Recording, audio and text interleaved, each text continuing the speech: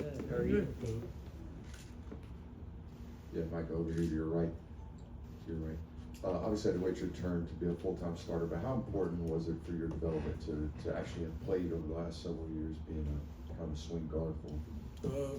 I would say that was pretty crucial, especially from a development, like you were saying, just being able to not only get some like playtime quality moments, but just learn from the older guys, like starting all the way back from the Jamari Sawyers, the Broderick Jones, Warren McClendon, Warren Harrison's, up to Tate Radledge, Justin Schaefer, just all the guys that I've been here for a while now. So just all the guys being able to just pull something from each and every one of them to apply it to my game and just develop. Like last year, y'all had 4 starting off on a return. Y'all ended up in the hundreds in the run game. What were your assessment of the struggles in the run game last year? Overall, as an offensive line, it wasn't what we wanted. All we can do is just work harder towards it. This offseason really just put emphasis on that, just being able to improve overall as offensive line and just trust the teaching and coaching and just trust the process. That's it. Michael, what have been your early impressions of Mason Short and just how he's got settled in? All of the offensive linemen, really, I would say the younger guys. I mean, they're developing well. They're paying attention. They're listening, and they're just accepting coaching. So that's one of the main things. Just them being able to accept coaching. Yeah, Mike over here. Kind of another question about the younger guys in that room. You know, you guys had Daniel go down and had a rough time for y'all, but you know, as one of the older guys in that room and one of the leaders, who have you seen kind of step up from the younger guys in the room since he's been out? I mean, kind of like I just said. Honestly, everybody has to step up because it's just like last year with the injuries that we faced. Then it's a next man up mentality, and you never know where your number's going to be called. So everybody in the offensive line, unit as a whole, has to be ready and just work towards that goal, knowing that your number can be called, and when it's called, you got to step up. Yeah, I guess I'll ask you specifically about Daniel because he was a guy that was kind of stepping into a little bit of a bigger role. Just what has his jump been like from year 1 to year 2, and what were you seeing from him before he was done with that injury? I think it was last week. Watching Calhoun, I've known Calhoun since he was in high school. I've gotten really, really close with him as a player, but also as a person. Just seeing him mature, not only on the field, but off the field, has been something special to see. Just like I said, the younger guys currently now, whenever he was a young guy, he took coaching. Because obviously it's a big difference from high school to college, and he understood that. He accepted coaching, and he's developing at a high level. I'm looking forward to what he's going to be able to do for this team. Yeah, you're the last player from the 2021 Georgia signing class still with the team. Just how, I guess, strange is that to deal with, and how much do you feel like that puts an onus on you to be a veteran leader and to be a veteran player, given your age and your time here at this point? I wouldn't really say it's strange. If anything, it's kind of funny because anytime Coach Smart looks for older guys, it's always my name that comes up because, like you said, I'm the last one, so it's only me. But I just try to, give wisdom. Maybe that's the right word. Just the wisdom to the younger guys because I've seen it all. The 2 national championships back to back, SEC championships, multiple appearances. Just trying to just give wisdom and just knowledge to them, and knowing that if you trust the process, it'll work out. Micah, how do you feel like the offensive line played in the scrimmage on Saturday? And looking at basically the second half of the spring, what do you guys need to improve with what's left? Well, I feel like we're gonna make the biggest jump from scrimmage 1 to scrimmage 2, and that started Sunday reviewing the film. Yesterday walkthroughs, today practice, just trying to get better and make a jump as an offensive line, as a unit, to be able to dominate and do what we want to do. What is the difference between Micah Morris when he first got here and Micah Morris going through his final spring? Definitely my mindset. I was 17 when I came up here. Looking back at my the picture in our locker of us when we first got up here, half the time I don't even know who that guy is.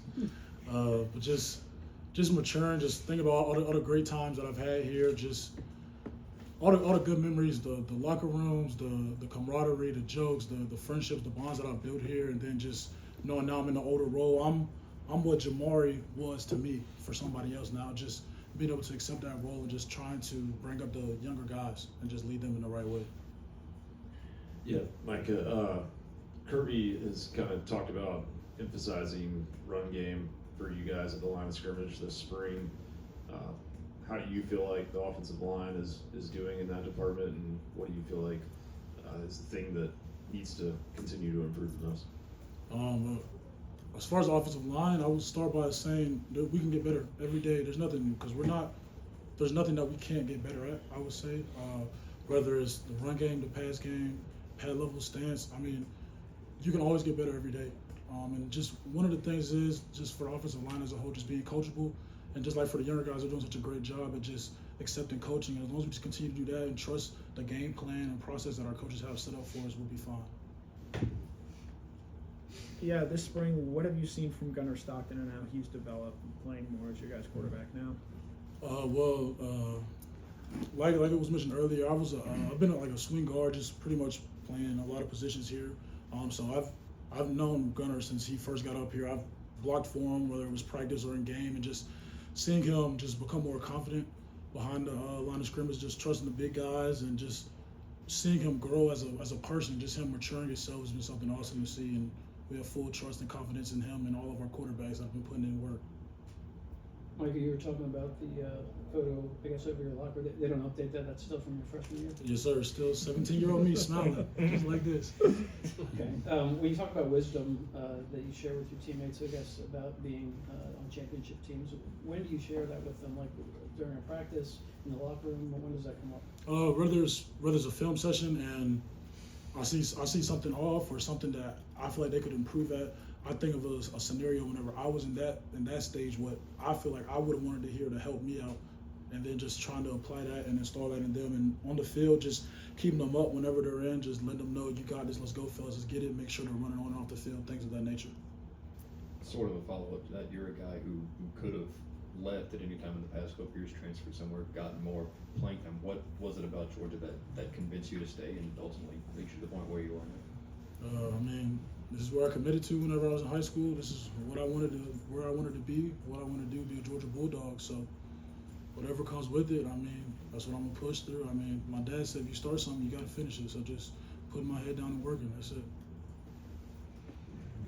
Yeah, the house settlement talks begin next Monday. Just from a player perspective, The who? the house settlement in terms of revenue sharing and you guys getting potential money from schools moving forward, I guess that sort of answers my question. But how much have you guys as a team talked about the house settlement and what that might ultimately look like and impact you guys? We're just worried about getting better as a team on the field. Obviously, off the field is going to take care of itself. You do what you need to do on the field. Everything else will take care of itself. We're not worried about that too much. Mike, I want to ask you about Chauncey Bowens, who's a guy that's now going through his second spring. What have you seen from him and what he can bring to the running back position? Chauncey, along with all the other young running backs, I mean, they hitting the hole. They're doing the right thing. Just trusting the process, kind of like the offensive line. I'm sure they're getting coached well in the running back room. They're just trusting the process, maturing, getting more comfortable, and all of them are doing excellent. I'm very proud of them.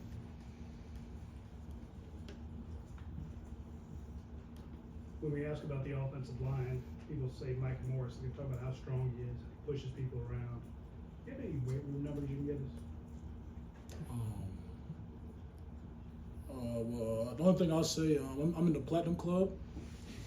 You gotta do, I think it was 180 incline for like 10 reps each. It's just me up there, so that's all I really say about it. Answers the question there.